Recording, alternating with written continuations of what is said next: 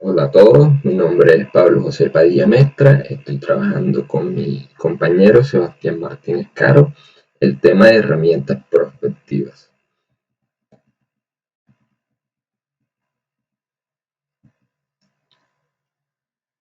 Entonces vemos que las herramientas que se utilizan para la prospectiva permiten organizar y estructurar de manera transparente y eficaz la reflexión colectiva sobre las apuestas y retos de futuro y, llegado el caso, también la evaluación de las opciones estratégicas que tenemos dentro de una empresa o de una organización. Iniciamos con el análisis estructural MICMAC, que son matrices de impactos cruzados, multiplicación aplicada para una clasificación de resultados. Este análisis estructural MICMAC es una herramienta de estructuración de una reflexión colectiva que ofrece la posibilidad de describir un sistema con ayuda de una matriz que relaciona todos los elementos que constituyen este sistema. Partiendo de esta descripción, tenemos que este método tiene como objetivo hacer aparecer los principales variables influyentes y dependientes, y por ello variables esenciales dentro de un sistema. En el análisis estructural se realiza en un grupo de trabajo compuesto por actores expertos, y también se incluye la intervención de consejeros. El análisis estructural Big Bang sirve como método para estructurar la reflexión colectiva de un sistema, empresa, organización o de otro sector de actividad. También permite identificar las variables que pueden ser utilizadas para determinar o visionar el futuro de la empresa u organización. Esto se hace con la ayuda de expertos que son capaces de visionar y de identificar qué variables dentro de nuestra empresa son lo suficientemente importantes como para poner en sus manos el futuro de la empresa u organización. Vemos también que en este proceso se debe mirar el estado de las variables, haciendo una enumeración de las variables internas y externas. Es muy importante tener claro cuáles son las variables con las que cuenta la empresa y cuáles son las variables externas con las que se podría llegar a contar, para incluirlas dentro de los procesos internos de la empresa. También se debe hacer una relación entre variables, ya que éstas se relacionan entre sí.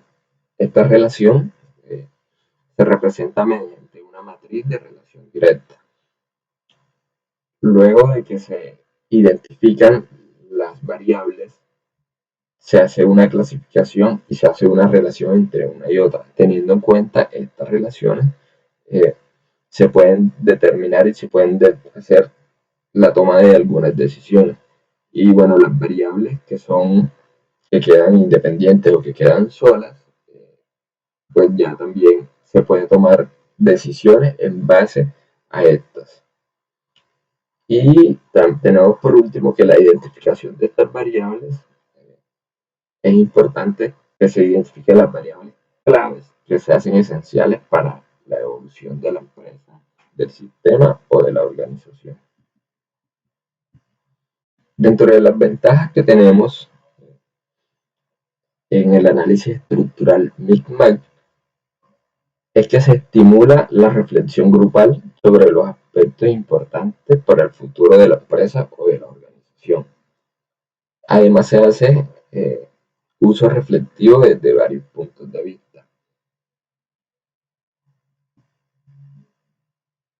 Una de las desventajas que tenemos o de los limitantes es que se trabaja bajo un carácter muy subjetivo, lo que se presta para interpretaciones vagas o bajas o de muy poco aporte para la empresa u organización. Como segunda herramienta prospectiva, tenemos el método MATTOR, que es una matriz de alianzas, conflictos, tácticas, objetivos y recomendaciones. El método Mantor se enfoca fundamentalmente en la determinación de las motivaciones, conflictos y posibilidad de alianzas estratégicas dentro de la empresa u organización. Tenemos también que en este método se valoran las relaciones de fuerza entre juegos de actores, estudiando convergencias y divergencias con respecto a diversas posturas y objetivos. A partir del análisis, su objetivo es facilitar a uno de estos actores ayuda para la decisión de la puesta en marcha de sus políticas de análisis y de conflictos. Se inicia por identificar los factores que influyen sobre las variables clave dentro de un análisis estructural. También se identifica los objetivos estratégicos y se evalúa la influencia directa entre los actores. Es decir, que se hace aquí una jerarquización. Dentro de estos actores vemos una clasificación, iniciando por el actor dominante, que es quien ejerce una fuerte influencia y además tiene poca dependencia con respecto a otros actores. También tenemos actores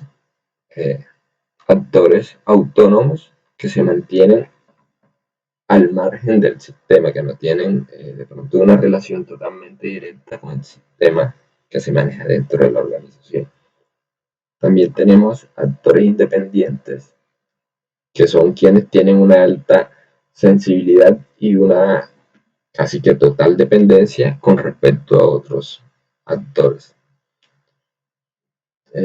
Vemos también que el análisis de las posibilidades de conflictos o alianzas entre los actores posibilita la evolución de las relaciones entre ellos y además condiciona el futuro del sistema y sus posibilidades. Vemos que el análisis morfológico, Morphol, trata de explorar sistemáticamente los futuros posibles a partir de las descomposiciones resultantes de la descomposición de un sistema, dando facilidad para identificar criterios, preferencias y exclusiones. Es decir, que en un sistema se pueden hacer diferentes descomposiciones y en base a ellas se obtienen resultados. Estos resultados pues facilitan la identificación de criterios y de aspectos esenciales que dan como fin el resultado en cuanto a preferencia y exclusión, dependiendo pues, de cada una de estas descomposiciones sistemáticas. Inicialmente se construye un espacio morfológico o estructural y luego este espacio es reducido.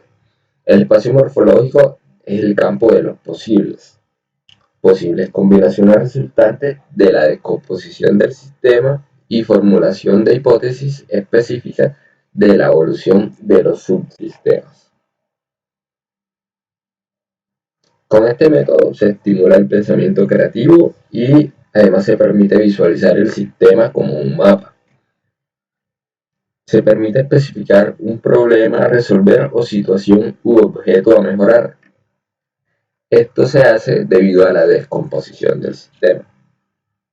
También se analizan los atributos que pueden referirse a partes físicas o a funciones o aspectos de la estética y se permite analizar variables para relacionar estas variables con sus atributos. Método Delphi. Estructuración de un proceso de comunicación grupal efectivo a la hora de permitir a un grupo de individuos tratar un problema complejo. Este lleva a la toma de decisiones de entre 5 a 10 expertos que hacen un proceso de previsión. Personal de soporte ayudan en la toma de decisiones, preparan, distribuyen, recopilan y resumen cuestionarios. Encuestados en diferentes lugares proporcionan datos de entrada. El método Delphi tiene varias ventajas. Una de sus ventajas es el horizonte de análisis variado, información de puntos de vista sobre temas amplios. y participación de un gran número de personas, por lo que brinda información sistemática de forma cualificada. Las desventajas del método Delphi son que requiere una masiva participación para que tenga significancia, y las preguntas deben ser correctamente formuladas para evitar cualquier sesgo.